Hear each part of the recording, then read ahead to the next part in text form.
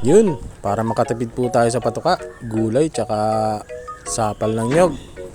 May konting feeds lang. Sapal, gulay, tsaka ito, ipa. Goods na. Pambahog na natin to sa ating mga alaga. Lalong lalo na dun sa mga pato. Paborito nila to. Kahit ano naman kinakain nun.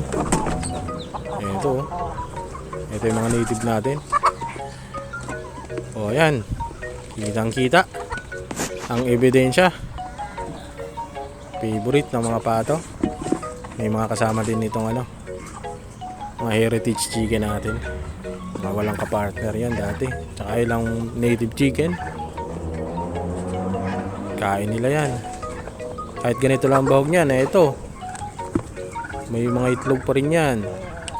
Kaya kung gusto nyo makatipid sa patoka, ganito lang po ang gawin nyo. Kagaya sa akin.